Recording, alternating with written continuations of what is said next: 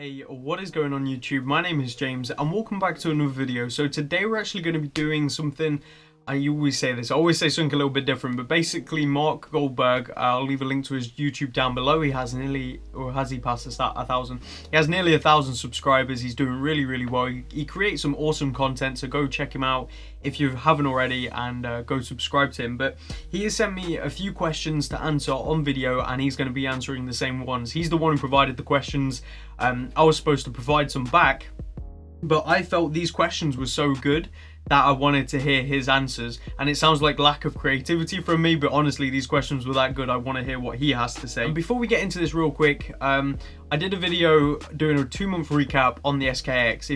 If you've seen that and you're one of those people who are disliking and commenting about how it's like commenting all the obvious stuff, I want to just point at you and say, stop being stupid. I said at the start of the video, I've already reviewed the watch, so go watch the review if you want an actual in-depth thing where I cover all the specs of the watch.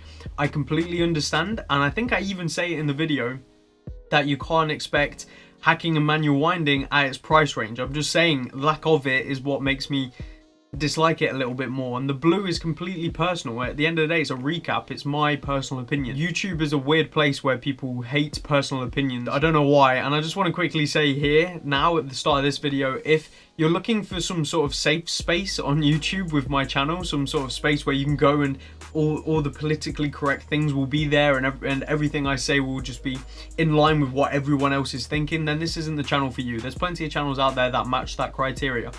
I am someone who's going to speak my opinion and go against the grain if that's what I truly believe, and if it gets me a lot of hate in the process, I don't really care, to be honest, because I'd rather have a channel where people know what I'm saying is what I think, rather than a channel where I'm just saying what is not going to get me hate or is going to get me more views and likes or whatever. To me, that's not what matters on this channel. This channel is about giving my opinion into an already clouded area of YouTube. In my opinion, like I said, if you're looking for a safe space, this channel isn't for you. If you're looking for something where I'm just honest and you're looking for real honest opinions from someone who maybe hasn't got that experience with Patek Philippe's and stuff like that, and you just want to see my honest opinion on certain stuff, such as the Seiko Giugiaro, then this is the channel for you. And if you can't deal with opposite opinions as well, then just leave, please. All right, anyway, that's enough rambling. Let's get on with this. Mark, thank you thank you a lot for sending these great questions to me. I really appreciate it. So questions for your channel. One brand. You can only have one brand for the rest of your life.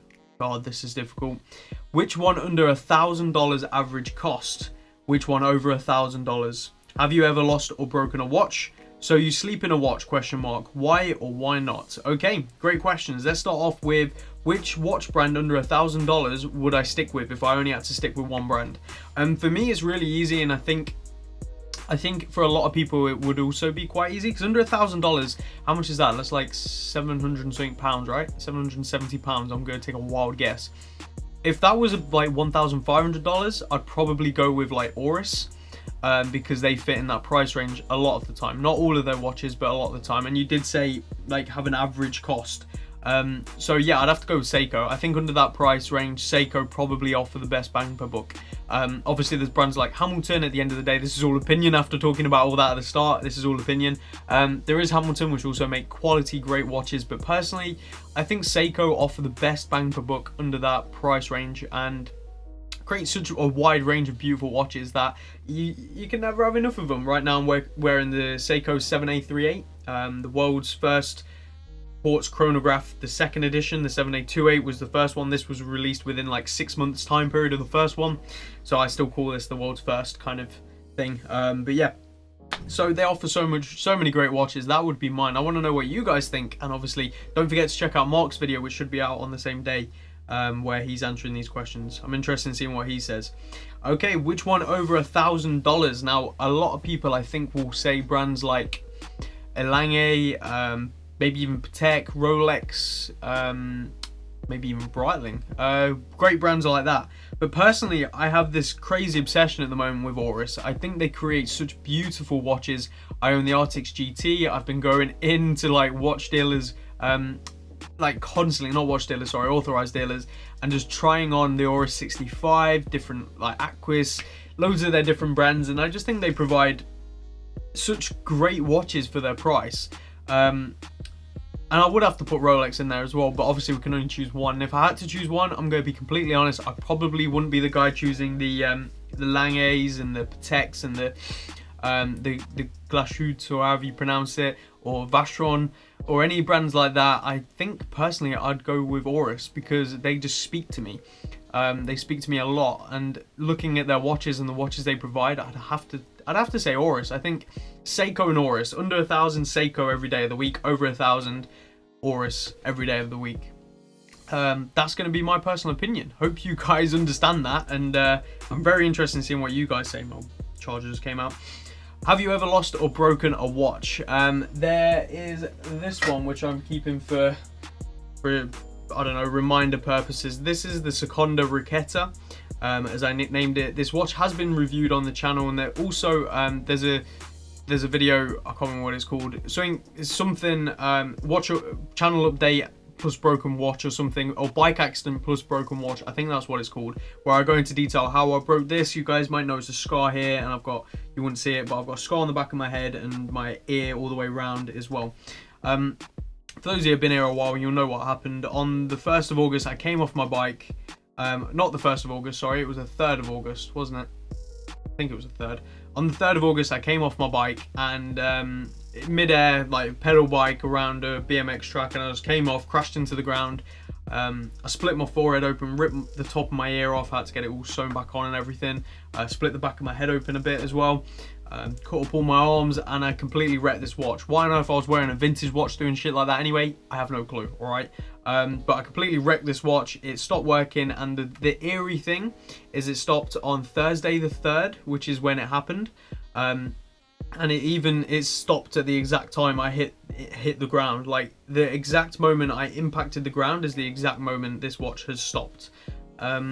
It's completely messed. The movement is probably in pieces inside because that crystal is just completely destroyed.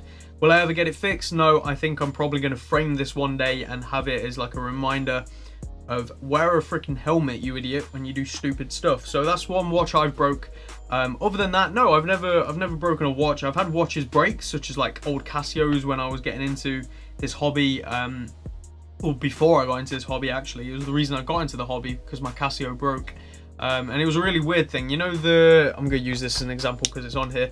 You know, this part of the buckle, it went over to the other side, and it's quite common with cheaper watches. It happens all the time. I didn't know how to fix it. I could not fix it for the life of me, so I literally threw the watch away. I knew nothing about watches. I didn't know you could change straps. I didn't know you could do any of that, so I threw it away and went and bought a new one.